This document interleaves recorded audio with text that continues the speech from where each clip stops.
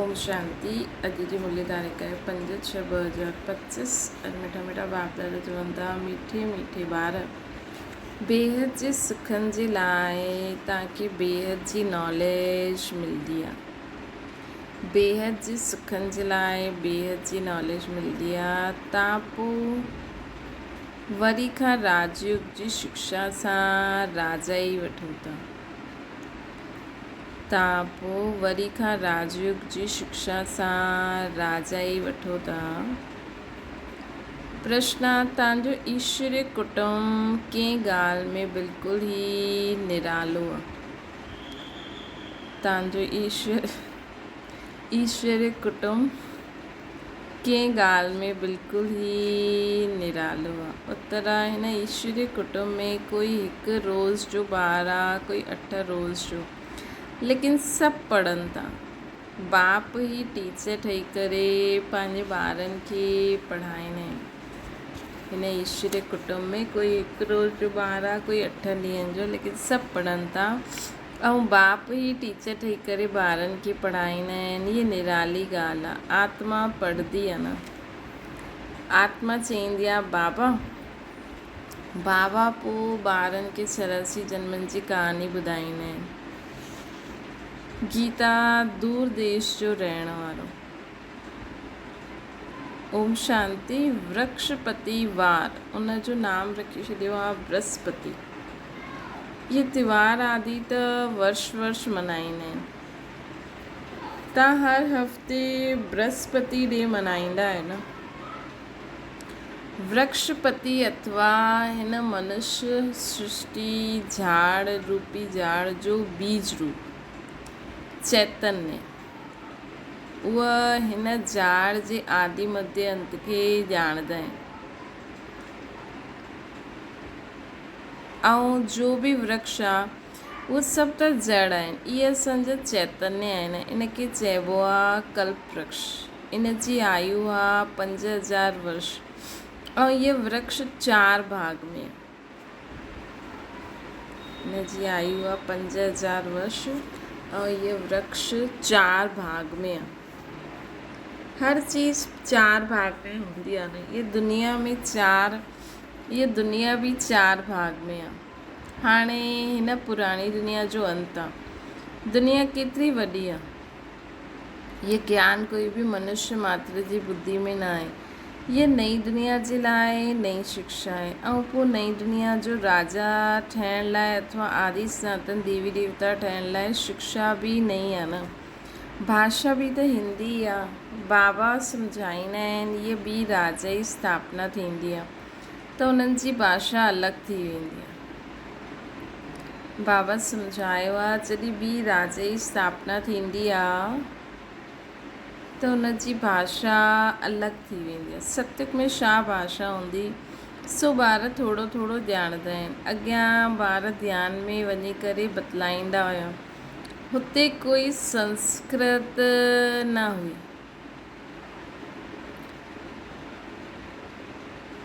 संस्कृत त हिते आहे न।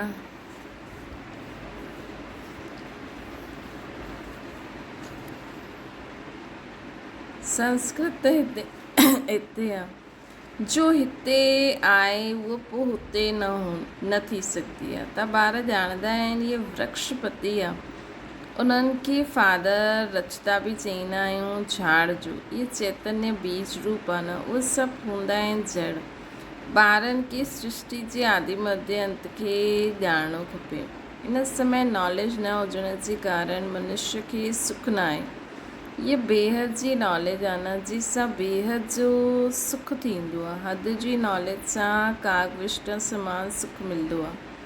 तव्हां ॼाणंदा आहियो असां बेहद जे सुख जे लाइ हाणे पुरुषार्थ करूं था। असां बेहद जे सुख जे लाइ हाणे पुरुषार्थ करूं था। इहे वरी खां अक्षर सिर्फ़ु तव्हां ॿुधंदा आहियो। तव्हां ई वरी खां मनुष्य खां देवता ठहिण लाइ इहे राजयोग जी शिक्षा प्राप्त करो था। इहे बि तव्हां ॼाणंदा आहियो ज्ञान सागर बाप निराकार आहे। निराकारी त ॿार आत्मायूं बि आहिनि, लेकिन सभिनि खे पंहिंजो पंहिंजो शरीर आहे। इन्हनि खे इन्हनि जो अलौकिक जन्म चईंदासीं।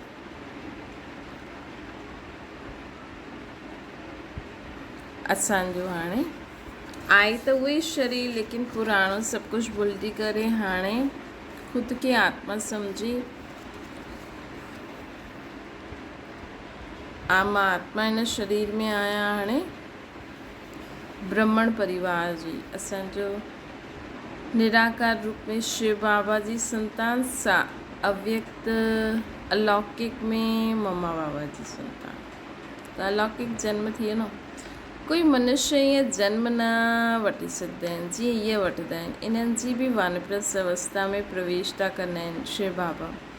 ॿारनि खे सम्मुख वेही सम्झाईंदा आहिनि। ॿियो कोई आत्माउनि खे बार बार चई न सघनि, है न। ॿियो कोई आत्माउनि खे बाबा बार बार चई न सघनि। कोई बि धर्म वारो हूंदो ॼाणंदो आहे शिव बाबा असां आत्माउनि जो बाबा आहे, उहो त ज़रूरु बार बार ई चईंदा न। कोई बि धर्म वारो हूंदो ॼाणंदा आहिनि शिव बाबा असां आत्माउनि जो बाबा आहे। शिव बाबा असां आत्माउनि जो बाबा आहे, उहो त ज़रूरु बार बार ई चईंदा न। बाक़ी कोई बि मनुष्य आत्मा खे ईश्वर न चई सघंदा आहियूं, बाबा न चई सघंदा आहियूं। शिव बाबा खे त बाबा चईंदासीं, उहो त असां सभिनि खे बार बार ई चईंदा। ईअं त गांधी खे बि बापू जी चईंदा आहिनि, म्यूनसिपालिटी जे मेयर खे बि फादर चई ॾींदा आहिनि, परंतु उहो फादर आहे सभु देहधारी। तव्हां ॼाणंदा आहियो असांजी आत्मा जो बाप असांखे पढ़ाईंदा आहिनि। असांजी आत्मा जो बाप असांखे अची करे पढ़ाईंदा आहिनि। बाबा घड़ी घड़ी चईंदा आहिनि पंहिंजे खे आत्मा सम्झो। उहो बाबा अची करे पढ़ाईंदा बि आत्माउनि खे आहिनि। ये ईश्वरीय कुटुंब आहे।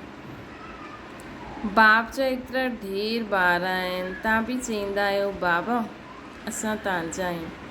तव्हां ॿार थी वियो न, चईंदा आहिनि बाबा असां 1 रोज़ जो ॿार आहियूं, 8 रोज़ जो ॿार आहियूं, मास जो ॿार आहियूं। पहिरियों ज़रूरु नंढा ई हूंदा, भल 2-4 ॾींहं जो ॿार ई आहे, परंतु ऑर्गन्स त वॾा आहिनि। मतिलबु सम्झ सां नंढा आहिनि। हिन करे सभु वॾा ॿारनि खे पढ़ाई खपे। जो बि ईंदा आहिनि सभिनि खे बाप पढ़ाईंदा आहिनि, त बि पढ़ंदा आहिनि। तव्हां बि पढ़ंदा आहियो न। बाप जा ॿार ठहिया, ॾिसो बाबा अञा ताईं बि ॿारनि खे पढ़ाइनि था न। अञा ताईं बि कोई बि मुरली सुठी रीति बाबा के साम्हूं रखी पढ़े त उन्हनि खे ईअं लॻंदो न कि हा असां सभु बाबा था ॻाल्हाइनि, है न।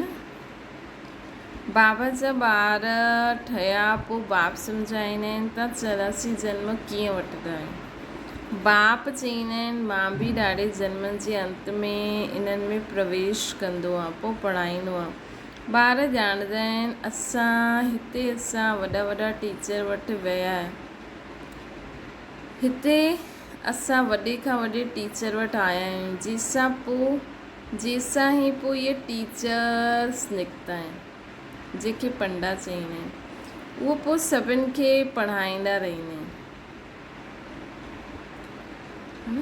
बाबा पोइ सभिनि खे पढ़ाईंदा रहंदा आहिनि। बाबा पहिरियों असांखे पढ़ाई, पोइ जेका ॿार पढ़ी वेंदा आहिनि पोइ ॿियनि खे पढ़ाईंदा आहिनि। जो ॼाणंदा वेंदा पढ़ाईंदा रहंदा। पहिरियों त सम्झाइणो ई आहे।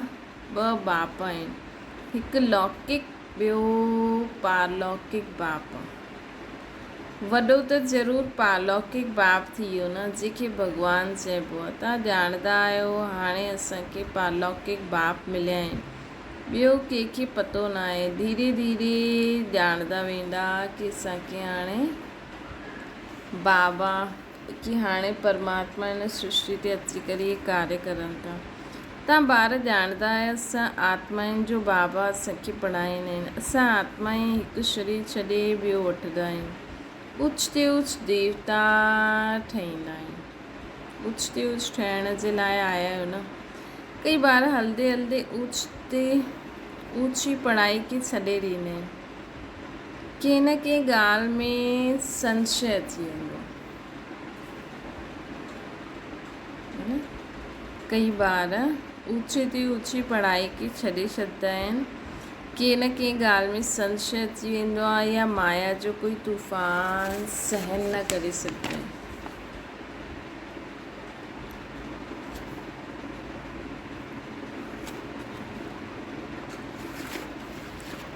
काम मां शत्रु सां हार खाई वठंदा आहिनि। इन्हनि कारणनि सां पढ़ाई छॾे छॾंदा आहिनि। काम मां शत्रु जे कारण ई ॿारनि खे ॾाढो सहन करिणो पवंदो आहे। बाबा चईंदा आहिनि कल्प कल्प तव्हां अबलायूं मातायूं ई पुकारंदा आहियो, न, पर बाबा चईंदा आहिनि अगरि ख़ुदि जी इच्छा न हूंदी आहे न त पाप न पवंदो आहे। चईंदा आहिनि बाबा असांखे नंगनि थियण सां बचायो। चईंदा आहिनि बाबा असांखे नंगनि थियण सां बचायो। बाबा चईंदा आहिनि यादि जे सवाइ ॿियो कोई रास्तो न आहे। यादि सां ई बल ईंदो वेंदो।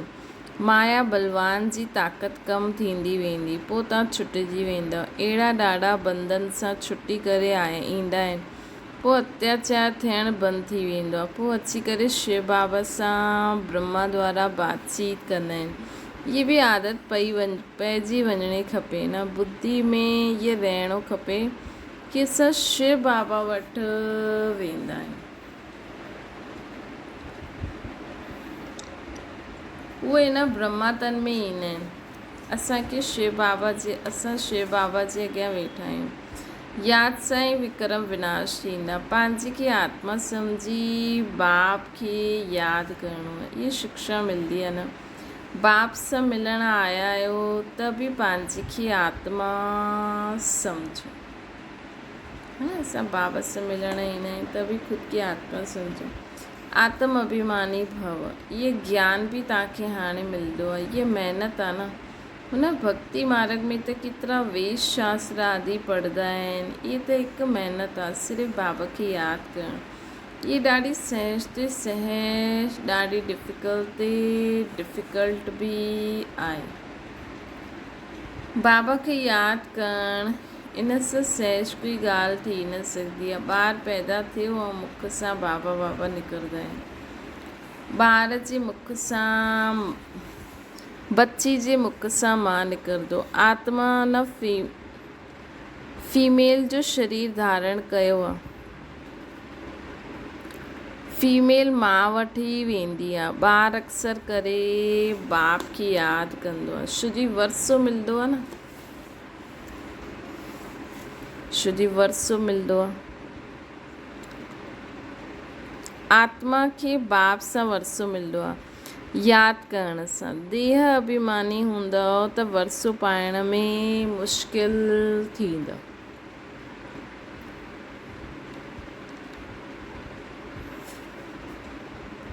मुश्किलात थींदी आहे। बाप चईंदा आहिनि मां ॿारनि खे ई पढ़ाईंदो आहियां। ॿार ई ॼाणंदा आहिनि असां ॿारनि खे बाबा पढ़ायूं था। इहे ॻाल्हियूं बाप जे सवाइ कोई ॿुधाए न सघे। उन्हनि जे साथ ई भक्ति मार्ग में तव्हांजो प्यारु हुयो न। तव्हां सभु आशिक़ हुयो। उहो हिकु माशूक जा। सॼी दुनिया आशिक़ आहे उन हिकु माशूक जी। परमात्मा खे सभु परम पिता ई चईंदा आहिनि। बाबा खे आशिक़ न चईंदा आहिनि। बाबा सम्झाईंदा आहिनि तव्हां भक्ति मार्ग में आशिक़ हुयो। हाणे बि ॾाढा आहिनि, परंतु परमात्मा कंहिंखे चइबो आहे इन में ॾाढा मूंझंदा आहिनि। गणेश हनुमान आदि खे परमात्मा चई हिकदमि सुत ई मुंझाए छॾियो। मतिलबु एतिरो बि सम्झ में नथो अचे। परमात्मा त आत्मा हूंदी न त गणेश हनुमान किथां आयो। सिवाइ हिक जे कोई ठीकु करे न सघे। हीअ सुत जेको मुंझियल आहे कोई जी ताक़त ई न आहे। ॾिसो बाबा ई पंहिंजो परिचय ॿियनि खे ॾेई करे बाबा में ई ताक़त आहे। असां केतिरो बि सम्झायूं लेकिन बाबा जी यादि में रही करे सम्झायो। हुन आत्मा खे ॾिसी सम्झायो कि बाबा हुनखे यथार्थ परिचय ॾियनि था मतिलबु बाबा जो परिचय सां बाबा जी यादि में उन आत्मा खे ॾियूं।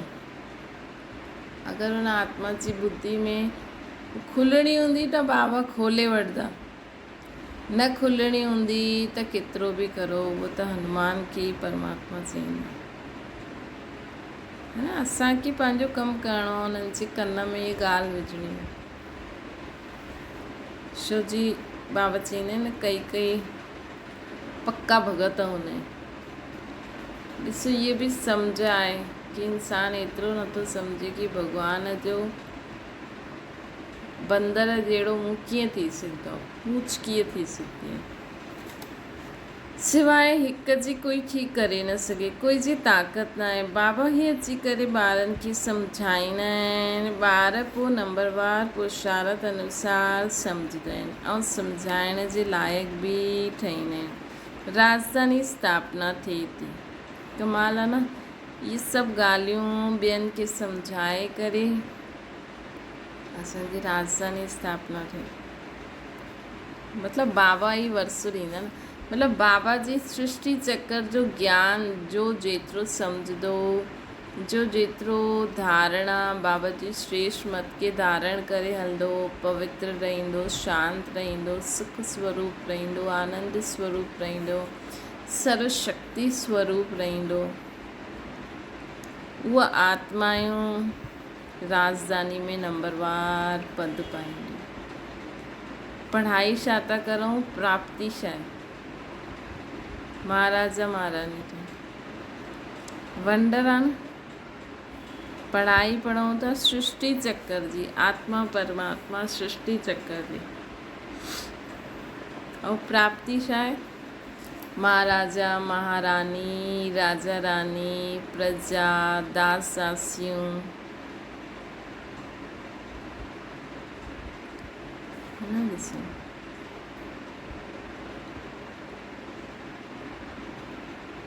त बाबा चवनि था हू बहु कल्प पहिरियों मिसल तव्हां हिते पढ़ंदा आहियो, पोइ प्रालप नई दुनिया में पाईंदा, उन्हनि खे अमर लोक चइबो आहे। तव्हां काल ते जीत पाईंदा आहियो न, हुते कॾहिं अकाले मृत्यु न थींदी आहे, नाम या स्वर्ग। तव्हां ॿारनि खे हिन पढ़ाई सां ॾाढी ख़ुशी थियणी खपे।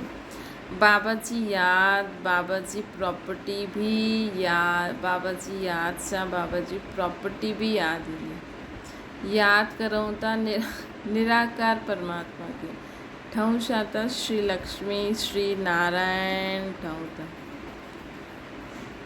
सेकेंड में सॼी ड्रामा जो ज्ञान बुद्धि में अची वेंदो। मूल वतन, सूक्ष्म वतन, स्थूल वतन, 84 जो चक्कर, बसि इहे नाटक सॼो भारत ते ई ठहियलु आहे, बाक़ी सभु बाई प्लाट आहिनि। बाप नॉलेज बि तव्हांखे ॿुधाईंदा आहिनि, तव्हां ई ऊच ते ऊच पोइ नीच ठहिया आहियो न।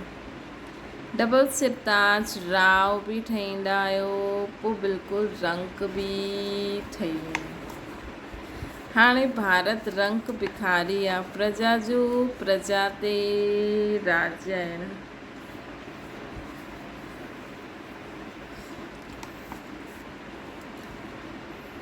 हाणे प्रजा जो प्रजा ते राज्य आहे। सतयुग में हुयो डबल सिरताज महाराजा महारानी जो राज। सभु मञंदा आहिनि आदिदेव ब्रह्मा जो नाम ॾाढो ॾिनल आहे न। महावीर बि उन्हनि खे चईंदा आहिनि, महावीर हनुमान खे बि चईंदा आहिनि। वास्तव में तव्हां ॿार ई सचा महावीर हनुमान आहियो, छो जी तव्हां योग में एतिरो रहंदा आहियो जो माया जी भल केतिरा बि तूफ़ान अचनि, लेकिन उहे असांखे हिलाए न सघंदा।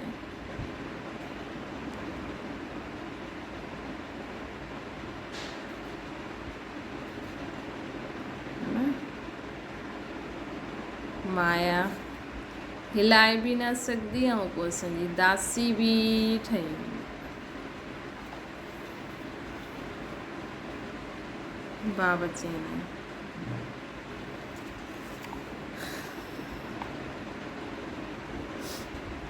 माया तव्हां महावीर ॿार महावीर जा ॿार महावीर ठहिया आहियो, शुद्धता माया ते जीत पाईंदा आहियो। पंज विकार रूपी रावण ते हर हिकु जीत पाईंदो आहे। हिकु मनुष्य जी ॻाल्हि न आहे। तव्हां हर हिक खे धनुष तोड़णो आहे, अर्थात माया ते जीत पाइणी आहे। इन में लड़ाई आदि जी कोई ॻाल्हि कोन्हे। यूरोपवासी कीअं लड़ंदा आहिनि। भारत में कौरव यादवनि जी लड़ाई आहे न। यूरोपवासी कीअं लड़ंदा आहिनि। भारत में कौरव यौवननि जी लड़ाई आहे। घायल बि आहे न। रक्त जी नदियूं बहंदियूं, दूध जी भी नदी बहंदियूं आहिनि। विष्णु खे खीर सागर में ॾेखारींदा आहिनि। लक्ष्मी नारायण आहिनि पारसनाथ, पारसनाथनी। उन्हनि खे पोइ नेपाल तरफ़ पशुपति नाम रखी छॾियो अथनि। हिकु ई विष्णु जा ॿ रूप, पारसनाथ, पारसनाथनी। उहा आहे पशुपतिनाथ पति, उहा आहे पशुपतिनाथ पत्नी। हुन में विष्णु जो चित्र ठाहींदा आहिनि, लेक बि ठाहींदा आहिनि। हाणे लेक में खीर दूध काथां आयो। वॾे ॾींहं में हुन लेक में दूध विझंदा आहिनि, पोइ ॾेखारींदा आहिनि खीर सागर में विष्णु सुम्ही पियो। अर्थ कुझु बि न ॼाणंदा आहिनि। चार भुजा वारा मनुष्य त कोई थी न सघंदो आहे न। हाणे तव्हां ॿार सोशल वर्कर आहियो, रूहानी बाप जा ॿार आहियो। बाप सभु ॻाल्हियूं सम्झाईंदा आहिनि। इन में कोई संशय न अचिणो खपे। संशय माना माया जो तूफ़ान। त असांखे सॾु ई कंदा आहिनि, पतित पावन अचो, अची करे पावन ठाहियो। बाप चईंदा आहिनि मामेकम यादि करो त तव्हां पावन ठही वेंदो। 84 जे चक्कर खे यादि करिणो आहे। बाबा खे चईंदा आहिनि पतित पावन ज्ञान जो सागर। ॿ चीज़ थी वई न। पतितनि खे पावन बि ठाहींदा आहिनि ऐं 84 जन्मनि जी चक्कर बि ॿुधाईंदा आहिनि। त जेको कंप्लीट पावन ठही वेंदो, कंप्लीट 84 जे चक्कर खे सुठी रीति सम्झी वठंदो, ॿियनि खे सम्झाईंदो, उहो पारसनाथनी ठहींदा। इहे बि तव्हां ॿार ॼाणंदा आहियो न। 84 जो चक्कर हलंदो ई रहंदो, इन जी एंड न आहे। हाणे वरी जीअं सेकेंड 84 जो चक्कर ख़तमु थींदो, वरी खां शुरू थी वेंदो। इहे बि तव्हां नंबरवार पुरुषार्थ अनुसार ॼाणंदा आहियो। बाप केतिरा मिठा आहिनि न। उन्हनि खे पतियुनि जो बि पति चइबो आहे। बाप बि आहे सर्व संबंधनि में पहिरियों संबंधी, सर्व संबंधी शिव बाबा। हाणे बाप चईंदा आहिनि मिंसां त तव्हां ॿारनि खे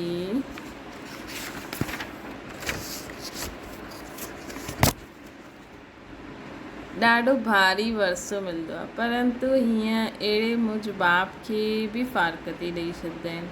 इहे बि ड्रामा में नूंद आहे। पढ़ाई खे बि छॾे ॾींदा आहिनि, गोया फारकती ॾींदा आहिनि। केतिरा बेसमझ थी विया आहिनि न ॿार। जो अक़लमंद ॿार आहिनि, उहे सहज ई सभु ॻाल्हियुनि खे सम्झी करे पोइ ॿियनि खे पढ़ाइण लॻी वेंदा आहिनि।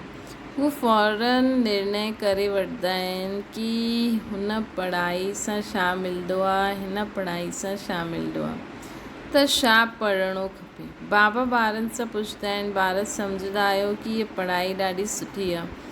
पोइ बि चईंदा आहिनि छा करूं बाबा, जिस्मानी पढ़ाई न पढ़ंदा त मित्र संबंधी आदि नाराज़ थी वेंदा।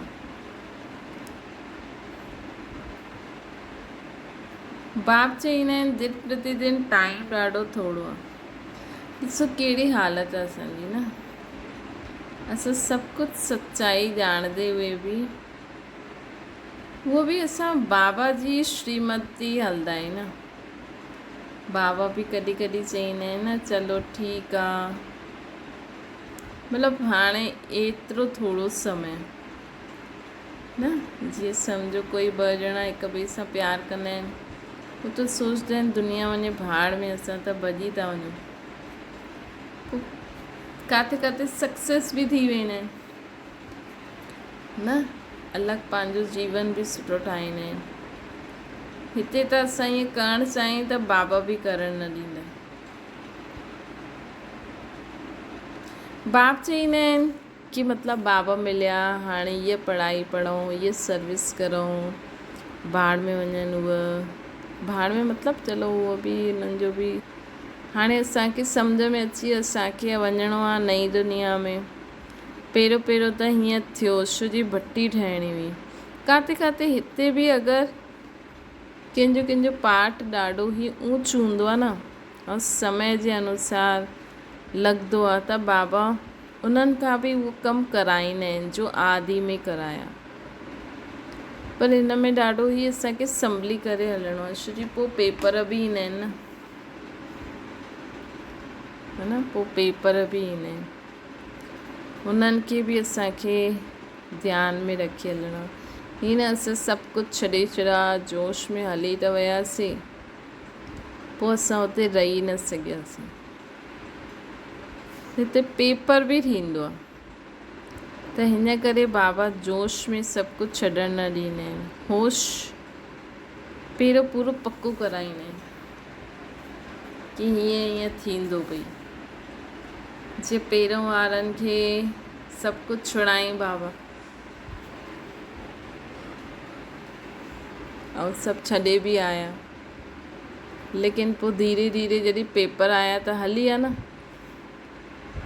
त हिते इन करे हाणे जे समय ॿार की बाबा उहो आदि वांगुरु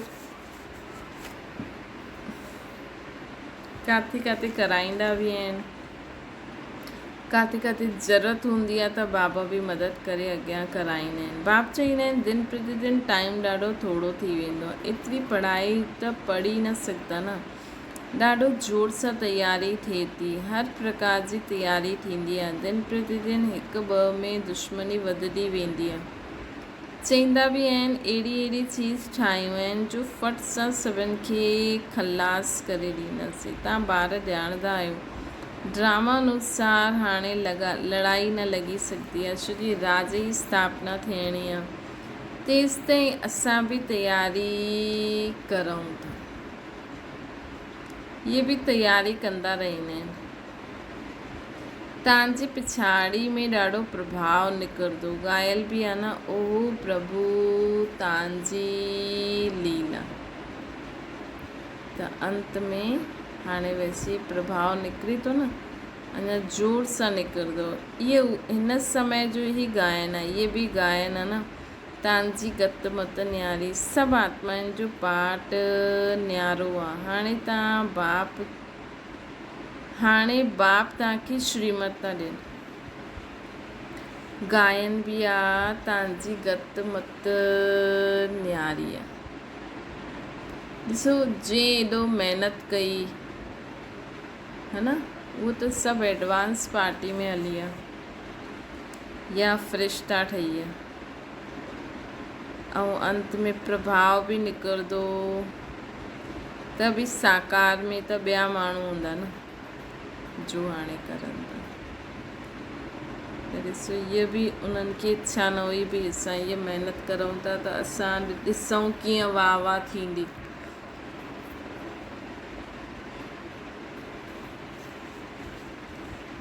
त बाबा चवनि था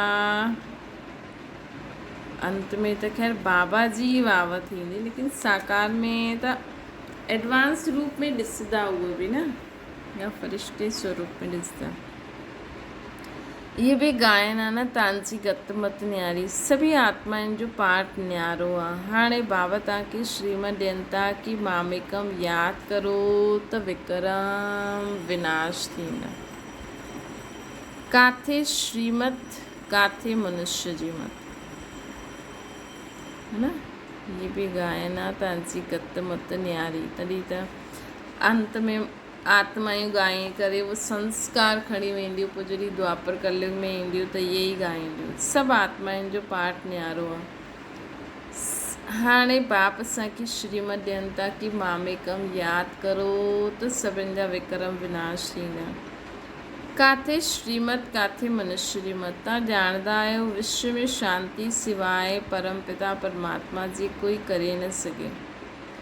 100% पवित्रता सुख शांति 5000 वर्ष पहिरियों मुआफ़िक ड्रामा अनुसार स्थापना बाबा करनि था।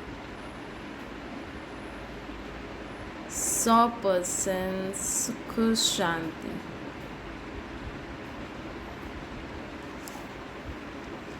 पवित्रता सुख शांति।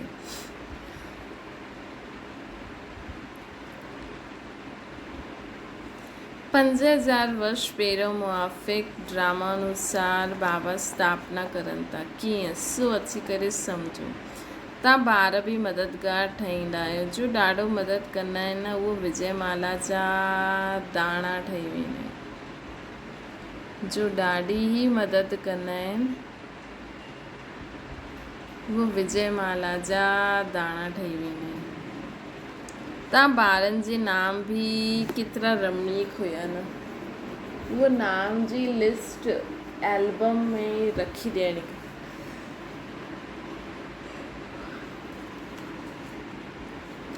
वो नाम जी लिस्ट एल्बम में रखी ॾियणी खपे। तव्हां भट्टी में हुयो, गरबा छॾे बाबा वटि आयो, हिकदमि भट्टी में अची करे पियो।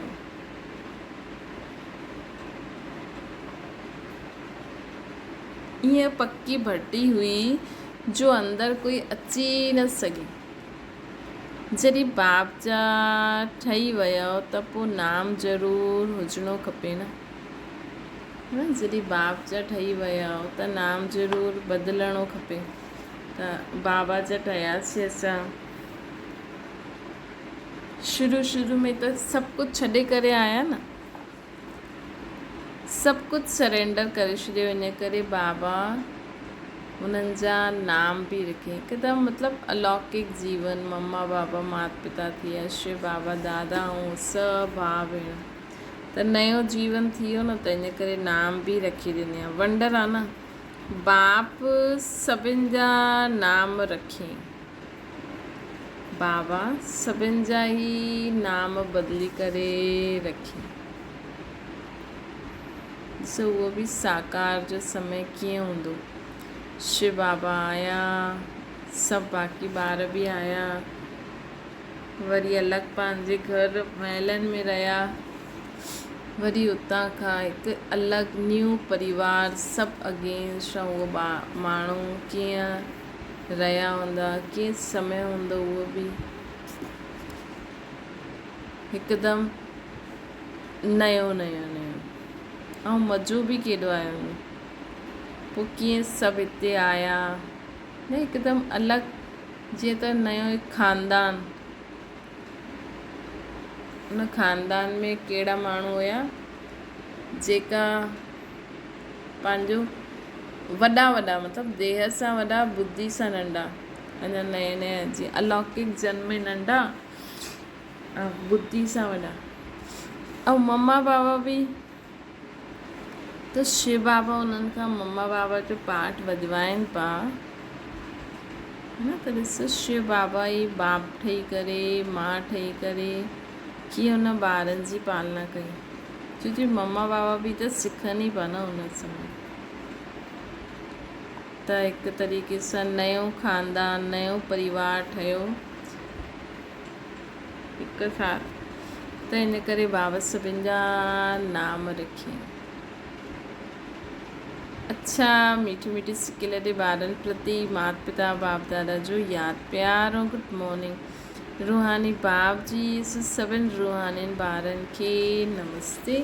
असांजी बि रूहानी माता पिता बाप दादा खे यादि प्यार गुड मॉर्निंग ऐं नमस्ते। धारणा जे लाइ मुख्य सार, कहिड़ी बि ॻाल्हि में संशय बुद्धि न थियणो। कहिड़ी बि ॻाल्हि में संशय बुद्धि न थियणो। माया जे तूफ़ान खे मावी ठही पार करिणो। अहिड़ो योग में रहो जो माया जो तूफ़ान असांखे हिलाए न सघे। अहिड़ो असांखे योग में रहणो आहे जो माया जो कोई बि वार असांखे हिलाए न सघे। जो असां पुरुषार्थ करूं था, जो असांजी एम ऑब्जेक्ट आहे कई बार अहिड़ी ॻाल्हि बि ॿुधी में वेही रहंदी आहे जो चईंदा आहिनि अरे छा करूं सतयुग में हली करे न, छा पुरुषारत करूं, वापसि किरणो ई आहे, ईअं न है न। जो तव्हां पंहिंजो चलो ठीकु आहे वापसि किरणो ई आहे, लेकिन कम से कम असां सत्य त्रेता में त सुखी रहंदासीं न। त हिन करे द्वापर कलयुग जी ॻाल्हियूं बि माण्हू सोचे करे कॾहिं कॾहिं न ज्ञान में ढिला थी वेंदी, उहो न थियणो। इहे बि माया जो वार हूंदो आहे, इन करे इन्हनि ॻाल्हियुनि खे बि ध्यानु न ॾियणो आहे। ॿियो आहे अक़लमंद ठही पंहिंजी जीवन ईश्वर सेवा में लॻाइणी आहे। भले लौकिक धंधो लौकिक पढ़ाई करणी थी पए, लेकिन असांजो ध्यानु हिन पढ़ाई में हुजणो खपे, उहो त निमित मात्र करणी आहे। जॾहिं एॾी ऊची पढ़ाई ॿुधी में सम्झ में अची वई त उहो त मामूली सी ॻाल्हि आहे।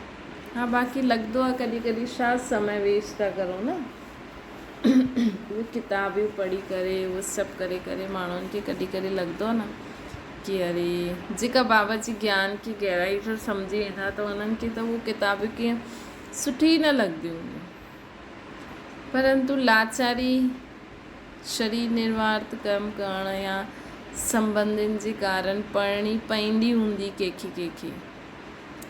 सच्चो रूहानी सोशल वर्कर ठहिणो आहे असांखे, सच्चो रूहानी सोशल वर्कर ठहिणो आहे। रूहानी पढ़ाई पढ़णी ऐं पढ़ाइणी आहे। रूहानी पढ़ाई ख़ुदि बि पढ़ो, ॿियनि खे बि पढ़ाईंदा रहो। बाबा त चईंदा आहिनि अंत ताईं पढ़णो आहे पढ़ाइणो आहे, त हीअं न सोचो बसि असां त सभु पढ़ी वरितो, न। जॾहिं बि ॾिसो था मुरली ॿुधो था या पढ़ो था, कुझु न कुझु नई पॉइंट तव्हांखे ज़रूरु दिमाग़ में सम्झ में ईंदी हूंदी, जो तव्हां हेॾी बार ॿुधी आहे लेकिन अञा ताईं न आई आहे ऐं अॼु आई आहे, त सम्झो अञा असांजी ॿुधी खुलणी आहे। वरदाना अहम वहम खे समाप्त करे रहमदिल ठहिण वारा विश्व कल्याणकारी ठहो। कहिड़ो बि अवगुण वारी हुजे आत्मा हुजे, कड़े संस्कार वारी आत्मा हुजे, कम बुद्धि वारी आत्मा हुजे, सदा ग्लानी करण वारी आत्मा हुजे, लेकिन जो रहमदिल विश्व कल्याणकारी ॿार आहिनि न, है न, जो रहमदिल विश्व कल्याणकारी ॿार आहिनि न, वो सर्व आत्माउनि प्रति लॉफुल सां गॾु लवफुल बि हूंदा।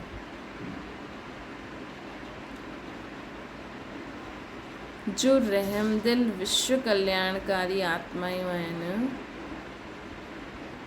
उहा सर्व आत्माउनि प्रति लॉफुल बि हूंदियूं लवफुल बि हूंदियूं। न असांखे त सम्झ आहे न भई उहा उन्हनि जा संस्कार कड़ा आहिनि या उन्हनि में अवगुण आहे या उन्हनि में बुद्धि कंहिंजी बुद्धि थोरी खुलियल हूंदी आहे, असां उन्हनि खे वॾी वॾी ॻाल्हियूं ॿुधाईंदा आहियूं, लेकिन हुनजी बुद्धि हिकु बर्तन हूंदो आहे न, हाणे हुन कटोरी जो साइज़ जी एतिरो आहे, हुन में थोरी ई ॻाल्हियूं वेही सघंदियूं आहिनि, ऐं असां हुन में अलाए छा छा भरण था चाहिनि। करे बाबा चईंदा आहिनि न परखो, उन अनुसार हुनजे संबंध संपर्क में अचो। माण्हू त चाहींदा, हर इंसानु चाहींदो कि उन्हनि जा ॿार उन्हनि जा संबंधी सुठा हलनि, सुठी रीति सम्झनि, सुठो जीवन जीअनि, अज्ञान काल में बि। लेकिन अगरि तव्हांजे ॿारनि जी बुद्धि नंढी आहे, तव्हांजा ॿार न आहिनि, उहे आत्मायूं आहिनि, उन में सिर्फ़ु एतिरो ई वेही सघंदो आहे, थोरी सी ॻाल्हियूं, ऐं तव्हां हुनखे चओ था डॉक्टरी जी पढ़ाई पढ़, तव्हां हुन सां एक्सपेक्ट था करो सभिनि जो रिगार्ड रिस्पेक्ट रख, त कीअं थींदो? त हिन करे बाबा चवनि था कहिड़ी बि असांखे हर आत्मा जो खे सम्झी करे उन हिसाब सां उन ते रहम करे, दया करे, क्षमा करे, उनजो कल्याण करे जीवन में हलणो आहे। लॉफुल बि रहणो आहे, लवफुल बि रहणो आहे। कॾहिं हिन वहम में न ईंदा कि इहा त कॾहिं बदिली न सघंदा, है न। इहे चइणो बि न खपे, इहो बि न चइणो खपे भाड़ में वञो, चलो उन्हनि जो बि कल्याण थिए। उहो बि न कॾहिं कॾहिं ईंदो न ज्ञान में अचण खां पोइ या अज्ञान काल में बि माण्हू एॾो परेशान थी वेंदो आहे जो हिकु त हुनजी बुद्धि नंढी आहे, उहो सम्झी नथी सघे, ॿियो असां हुनखे इहो ॿियो चईंदा आहियूं, उल्टो सुल्टो चई छॾींदा आहियूं, त हुनजो जीवन ॿियो ई ख़राबु थी वेंदो आहे। त अहिड़ा अहिड़ा शब्द, अहिड़ा अहिड़ा संकल्प स्वप्न में मुख में न अचणा खपनि। हिन वहम में न पाओ कि वो बदिली न सघंदा। बसि उन्हनि खे सम्झो, छा हिननि जी बुद्धि नंढी आहे, छा हिन में इहा अवगुण आहे, छा हिननि जे कड़ा संस्कार आहिनि, छा हिनखे ग्लानी करण जो संस्कार आहिनि, या कहिड़ो बि, ये जो बि आहे, मूंखे हमेशह हुन लाइ छा संकल्प करणो खपे, चलो हिन जो बि भलो थिए, पोइ कंहिं बि रीति थिए। असांखे संकल्प करिणो आहे चलो इहे बि बदिली वञे। ईअं न सोचणो आहे, न वहम में न पइणो आहे कि त कॾहिं बदिली न सघंदो, इहे त ईअं ई आहे, या इहे कुझु करे न सघंदा, मां त सभु कुझु करे सघंदो आहे न। अगरि उहो ई सभु कुझु करे सघे हा त तव्हां वटि छो अचे, तव्हांजे संबंध संपर्क में छो अचे, छो जी तव्हांजा दास दासी, तव्हांजी प्रजा बि तव्हांजे ई संपर्क में ईंदी। तव्हां अगरि सभु कुझु सम्झी सघो था, सभिनि जी मदद करे सघो था, सभु कुझु बाबा खे सम्झी था सघो, बाबा खे यादि था करे सघो, त तव्हां सां अगरि तव्हांजो नंबर वॾो हूंदो न, त तव्हां वटि अहिड़ी आत्मायूं ई ईंदियूं जो तव्हां खां नंढियूं हूंदियूं, मतिलबु तव्हां खां सम्झ में तव्हां खां नंढियूं हूंदियूं, पोइ उहे अहिड़ा अहिड़ा कम कंदियूं। पोइ अगरि असां उन्हनि सां परेशान थी वेंदासीं, उन्हनि जी निंदा कंदासीं, उन्हनि जी ग्लानी कंदासीं, उन्हनि खे ईअं सोचंदासीं इहे त अहिड़ो आहे अहिड़ो, अरे उहो आहे ई दासी क्वालिटी आहे, उहा आई तव्हां वटि हिन करे आहे, तव्हांजे जीवन में विघ्न विझण लाइ, तव्हांजो पेपर वठण लाइ। असांखे उहो सम्झी वञिणो खपे भई इहा छो जी दासी केरु ठाहींदो, जो तव्हांजे जीवन में विघ्न विझंदा। प्रजा केरु ठाहींदो, जो तव्हांजे जीवन में बाबा जी तव्हांजे संपर्क में ईंदा, बाबा जे कार्य में सहयोगी हूंदा, लेकिन पूरी धारणा न करे सघंदा। त सम्झी वठो, अगरि असां सभु कुझु धारणा करूं था, असांजे संबंध संपर्क में कोई धारणा नथो करे सघे, उन्हनि खे ऊचो ठाहिण असांजो संकल्प रखिणो आहे, लेकिन अगरि उहो नथा करे सघनि, सिर्फ़ु उन्हनि खे ओतिरो ई सुठो लॻंदो आहे, लेकिन संबंध संपर्क में सुठा आहिनि, चलो ठीकु आहे। कोई तव्हांजे जीवन में विघ्न विझे थो, तव्हांखे परेशान करे थो, त बि तव्हांजे संबंध संपर्क में अचे थो, हटे बि नथो, त सम्झी वञो इहा असांजी दासी आहे। उनजे लाइ शुभ भावना शुभकामना कंदा हलो, अंत ताईं उहो कोई न कोई विघ्न विझंदी, असां बाबा जो कोई न कोई ज्ञान जो पॉइंट यूज़ करे विजय प्राप्त कंदासीं, त असांजी त कमाई थी थिए, हुनजो घाटो थो थिए, त उहो दासी ई रहंदी न। हिन प्रकार अहम वहम खे छॾे कमज़ोरी व बुराई खे ॼाणंदे हुए बि क्षमा करण वारा रहमदिल ॿार ही विश्व कल्याण जी सेवा में सफलता प्राप्त कंदा, अर्थात सफल थींदा न। त पूरी विश्व जो कल्याण करण लाइ जो तव्हांजे जीवन में आत्माएं विघ्न थी विझनि, हुननि जो बि असांखे कल्याण करणो, हुननि जो बि असांखे कल्याण करिणो आहे न, तॾहिं त विश्व कल्याणकारी कहलाईंदा न। अगरि हिकु बि आत्मा जे प्रति घृणा भाव नफ़रत भाव हूंदो त विश्व कल्याणकारी कीअं कहलाईंदासीं। हुन हिकु आत्मा जे कारण असां पंहिंजो टाइटल गवाए ॾींदासीं, बाप समान न ठही सघंदासीं, है न। कोई बि हुजे, कंहिंजे प्रति बि कोई जीव जंतु जानवर आहे कंहिंजे प्रति बि असांजे मन में कोई घृणा नफ़रत ग़लति भावना ग़लति दृष्टि न हुजणी खपे। सभी सुठा आहिनि, सभी सुठा आहिनि, सभिनि जो ई कल्याण थिए, सभी आत्माउनि जो कल्याण थिए। स्लोगन आहे जाते ब्राह्मणनि जी तन मन धन जो सहयोग आहे हुते सफलता साथी आहे। जाते ब्राह्मणनि जी तन मन धन जो सहयोग आहे हुते सफलता साथ आहे। अव्यक्त इशारो आत्मिक स्थिति में रहण जो अभ्यास करो, अंतर्मुखी ठहो। आत्मायूं जॾहिं असांजे आत्मिक स्वरूप जो अनुभव कंदियूं तॾहिं ही वह बाप जी तरफ़ आकर्षित थींदियूं। ओहो प्रभु जा गीत ॻाईंदियूं देह भान सां सहज अर्पण थी वेंदियूं। पहिरियों सैंपल त असां आहियूं न, असां अगरि असां में कोई विशेषता ॾिठनि, असांजे विशेषता ॾिसी करे आकर्षित तॾहिं त पुछंदियूं न कि हिननि खे ठाहिण वारो बाबा आहे, कि अरे इहे हुन ज्ञान में वेंदा आहिनि, हुननि ज्ञान में न शिव बाबा खे यादि करणु सेखारींदियूं।